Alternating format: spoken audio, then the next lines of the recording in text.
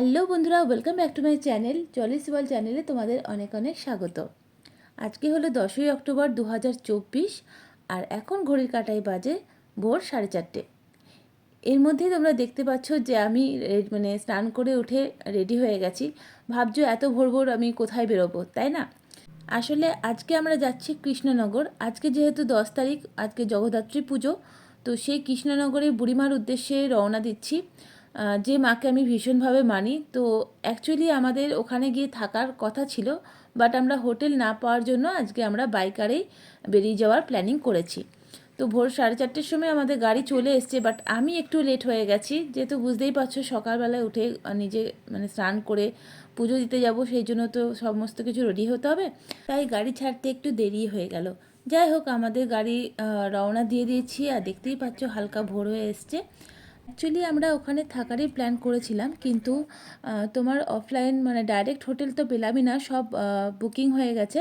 আর online গোবিবো থেকে বুক করেছিলাম, সেখানে কনফার্ম দেখাচ্ছিল রুম, বাট আমরা যখন হোটেলে ফোন করি তখন যেহেতু কৃষ্ণনগর, চন্দননগর এগুলো জগদ্ধাত্রী পুজোর জন্য বিখ্যাত, তাই ওরা কোনো রুম অ্যাভেলেবেল নয় বলছে। তো সেটা আমরা গোবিবো কাস্টমার কেয়ারে জানালেও তারা বলে যে না, আপনাদের বুকিং যখন কনফার্ম হয়েছে আপনারা রুম পাবেন, আর যদি না পান তাহলে আমরা অন্য কোনো হোটেলের ব্যবস্থা করে দেবো। তো সেই জন্য আমরা রিস্ক নিলাম না, কারণ ওদের হোটেল আর গোবিবর জাতিকলে আমরা পিছিয়ে যাব এই ভেবে আমরা আর কোনো রিস্ক নিইনি। তাছাড়া আমার বেটু বা আমরা কেউই একটু ঠিকঠাক হোটেল না হলে থাকতে পারি না। আমি যদিও বা অ্যাডজাস্ট করে নিই, বেটু তো একদম নোংরা হোটেলে থাকতেই পারবে না। তাই জন্য আর কোনো রিস্ক না নিয়ে আমরা সোজা প্ল্যান করলাম যে বাইকারে বেরিয়ে যাব। শুধু তো মাকে পুজো দেওয়ার ব্যাপার, আর তো কোনো উদ্দেশ্য নেই। তাই ভোর ভোর বেরোলেই কিন্তু রাত্রের মধ্যে আরামসে ঢুকতে পারবো ঘরে, এই ভেবেই আমরা বাইকারে বেরিয়ে গেছি। আর দেখো ভোরের সূর্যটা কি সুন্দর লাগছে, আর সত্যি করে গাড়িতে ভোরবেলার জার্নি একটা অদ্ভুত জার্নি। ঠান্ডা ঠান্ডা হাওয়া লাগিয়ে সূর্য দেখতে দেখতে এত সুন্দর একটা লাল রঙের সূর্য দেখতে দেখতে দারুণ লাগছিল যেতে। তো আপাতত আমরা বর্ধমান পেরিয়ে গেছি, এরপর এখন আমরা নবদ্বীপের কাছাকাছি আছি। আর এই দেখো গৌরাঙ্গ সেতু, মা গঙ্গাকে তোমরা দেখে নাও। আসার সময় ভেবেছি যে মা গঙ্গার কাছে একটু নামবো। তো এই যে গৌরাঙ্গ সেতু ক্রস করে আমরা এখন কৃষ্ণনগরে প্রবেশ করে গেছি, আর এইখানে আমাদের গাড়ি আটকে দেওয়া হয়েছে।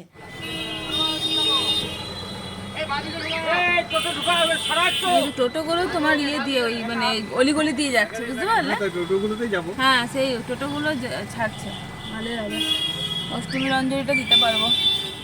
আর এখানে চার্চের মাঠে গাড়ি পার্কিং করে আমরা এখন টোটো ধরে চললাম বুড়িমার দিকে। আর চারিদিকে সাউন্ড শুনে তোমরা বুঝতেই পারছো মা জগদ্ধাত্রী পুজো শুরু হয়ে গেছে। এটা স্বীকৃতি ক্লাব। স্বীকৃতি ক্লাব।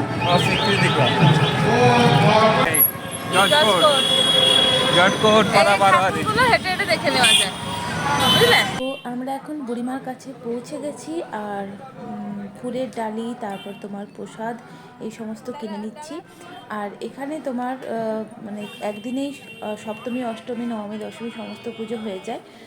তো এখানে এসে আমার একটা আলাদাই ফিলিংস লাগে, কারণ অনেক ছোট থেকে এখানে পুজো দিয়ে আসছি। যেহেতু আমার মামার বাড়ি ছিল, এখন আর কিছু নেই, সব বিক্রি বাটা করে সবাই চলে গেছে, কিন্তু বুড়িমা আমার মনে রয়ে গেছে। তাই বুড়িমার কাছে যাওয়ার জন্য প্রতি বছরই উৎসুক থাকি, কিন্তু সেটা সবসময় সম্ভব হয় না। কিন্তু এই বছরে আসতে পেরে ভীষণ ভালো লাগছে। আর এই যে বুড়িমার মেন এন্ট্রি গেট, আর এখান থেকে কম করে 2 কিলোমিটার তোমার রাস্তা, লম্বা লাইন পড়েছে বুড়িমার অঞ্জলি দেওয়ার জন্য।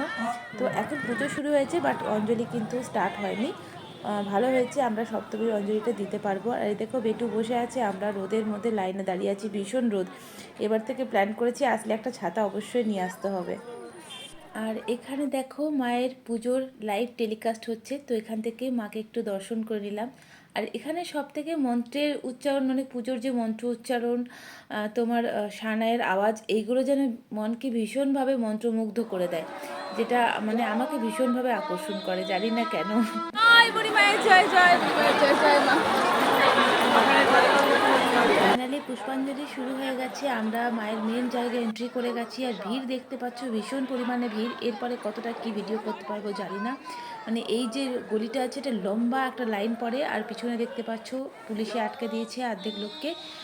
এখান থেকে আমরা অঞ্জলি দিয়ে বেরোবো, তারপরে আবার তোমার ওরা ঢুকবে। তো এখানে মানে জাস্ট কিছু বলার নেই, মানে পড়ে যাওয়ার মতন অবস্থায় এমন ভিড় হয়।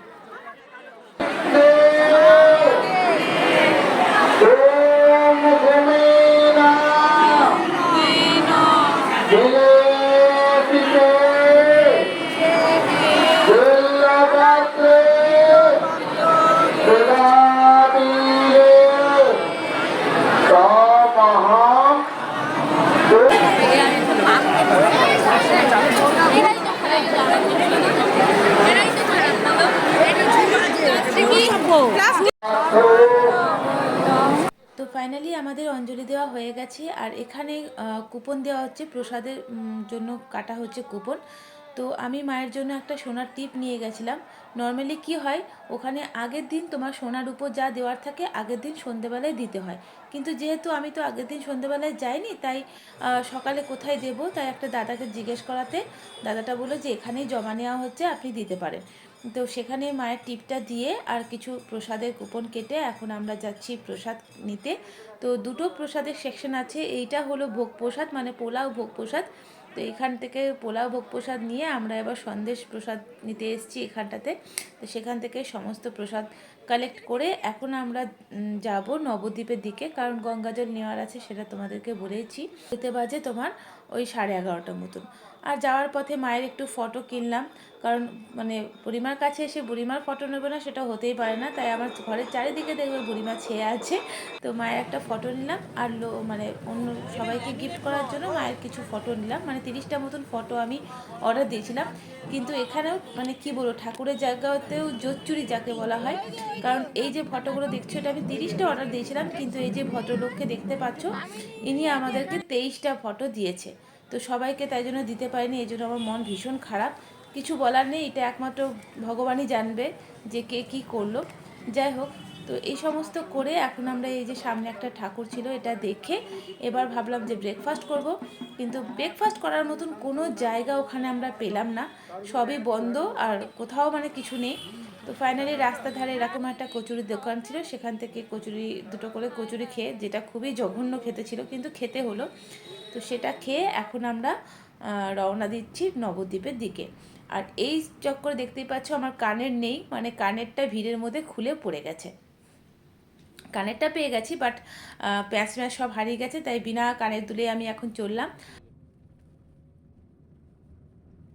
নবদ্বীপ ঘাট যাওয়ার আগে এখানে একটা গ্রামের মধ্যে মা গঙ্গাকে দেখতে পেলাম, তাই এখানেই নেমে পড়লাম, একটু ভালো লাগছিল এখানে নেমে।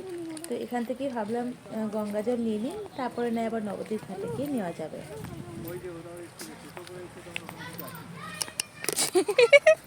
টোটো করে এসছে মানে ওখানে কিছু আছে, কি কথা।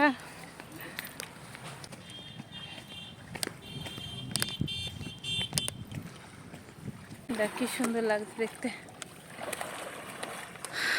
ওই যে ওখানে গৌরাঙ্গ ব্রিজটা, গৌরাঙ্গ সেতু, আর এদিকে ট্রেনের।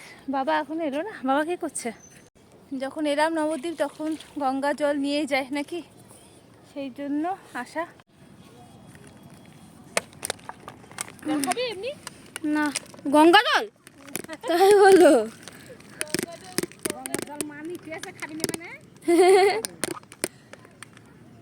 আমরা রোজ খাই, তোমরা রোজ চান করো বলো গঙ্গাতে। এতক্ষণে আসলো বাবা।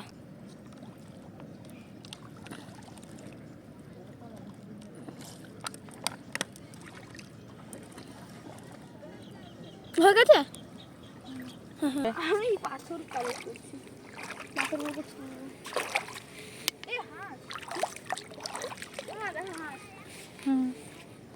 শহরের ভিড়ভাড় পরিবেশ থেকে বেরিয়ে এরকম একটা নিরিবিলি সুন্দর গ্রাম্য পরিবেশে এসে আমার ছেলে ভীষণ এক্সাইটেড।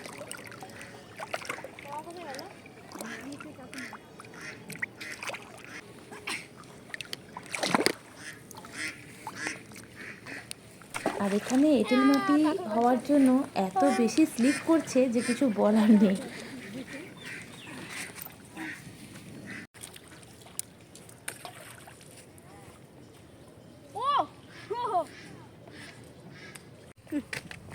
পাটকাঠি তুই দেখেছিস? কোথায় দেখলি?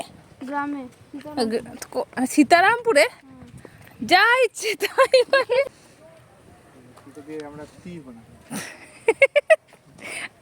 ধনুকটা কই? তীর বানিয়ে তীর যে বানাবে, ধনুকটা কই? হেভি হতো আর একটু মোটা এদের যাতে না নষ্ট হয় তাই জন্য এইটুকু তো মারতে নেই মানে পাটকাঠির মতো চেয়ারা হয়ে যাবে। কি সুন্দর লাগছে গঙ্গাটাকে দেখতে।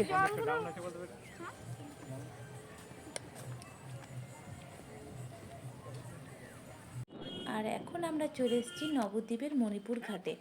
নবদ্বীপে এরকম প্রচুর ঘাট আছে, মণিপুর ঘাট তার মধ্যে একটা। তো এখানেও একদম মানে কি বলবো, পাড় বাঁধানো একদম ঘাট। আর দেখতেই পাচ্ছ এখানে সমস্ত ঠাকুরের যেগুলো বিসর্জনের পর রাখা হয় সেই সমস্ত ঠাকুর। তো এগুলো দেখতে আমার না ভীষণ ভালো লাগে। সেই ছোটোবেলায় দাদুর বাড়ি পিসির বাড়িতে দেখতাম। আমাদের মানে কি বলবো, শহর এলাকায় তো এরকম কিছু দেখা যায় না, তো খুব ভালো লাগে এই জিনিসগুলো দেখতে। এখানেও আমি ভাবলাম যে এক বোতল গঙ্গা জল নিয়েই নিই যখন মণিপুর ঘাটে এসেছি। তো একটা দাদা বললো যে মেন স্রোত থেকে নাও, ওটা ভালো হবে। তো সেই জন্য আমি ওইদিকে ক্রস করে তোমার এরকম একটা দেখতেই পাবে স্লোপ টাইপের করা আছে একটু মানে নদীর মাঝখানে পর্যন্ত। তো সেখানে গিয়ে নিলাম। আর দেখো নৌকা এত সুন্দর লাগে না এই জায়গাগুলো দেখতে, মানে অনেক দিন পর পর এই জিনিসগুলো পাই, তো খুবই ভালো লাগে।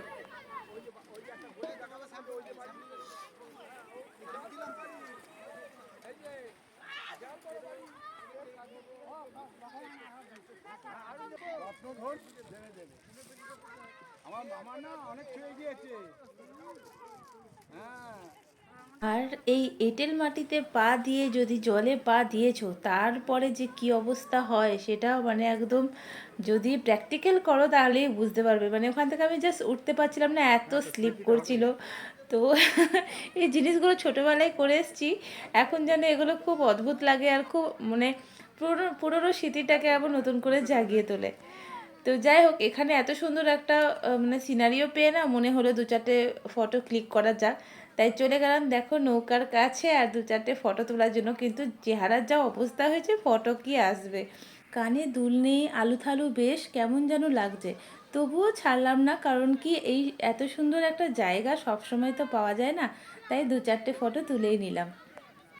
এতক্ষণ ধরে বেশ আনন্দেই কাটছিল। এবার কিন্তু শরীর আর সাথ দিচ্ছে না, কারণ পেটে তো কিছু নেই। সেই দুটো কচুরি তো খেয়েছি কোনো রকমে, সেটা তো খাওয়ার নামমাত্র খাওয়া বলতে পারো। এবার কিন্তু পেটে ডাক দিয়েছে। তাই আমরা ওখান থেকে মণিপুর ঘাট থেকে বেরিয়ে সামনেই একটা রেস্টুরেন্ট ছিল, তো সেইখানে চলে এসেছি পেট পুজো করার জন্য। দুপুরের লাঞ্চ সেরে আমরা আবার বাড়ির দিকে রওনা দেব। তো এই রেস্টুরেন্টটা বেশ নতুন খুলেছে, দেখতেও বেশ সুন্দর, বেশ ছিমছাম। যদি সন্ধ্যের দিকে হতো, সামনে কতগুলো একটু সেই ছাউনি টাইপের হয় ওরকম জায়গা ছিল, কিন্তু যেহেতু দুপুরবেলা গরম করছে, ফ্যানের তলায় বসতে হবে, তাই ভিতরেই বসলাম। নাহলে ওই জায়গাটা তোমাদেরকে দেখাতাম, দারুণ ছিল। তো যাই হোক, বেটু খাচ্ছে লাচা পরোটা আর চিকেন, আর আমি খেলাম প্লেন ভাত বাবা, কারণ কি আমার ভীষণ শরীরটা কেমন যেন লাগছে। আর খাওয়া দাওয়ার পর উঠে পড়েছি এখন গাড়িতে। এরপরে কিন্তু আমি আর কোনো রকম ভিডিও করতে পারিনি, কারণ আমি সারা রাস্তা বমি করতে করতে এসেছি, কারণ খাওয়াটা হয়ে গেছিলো আমার কাল।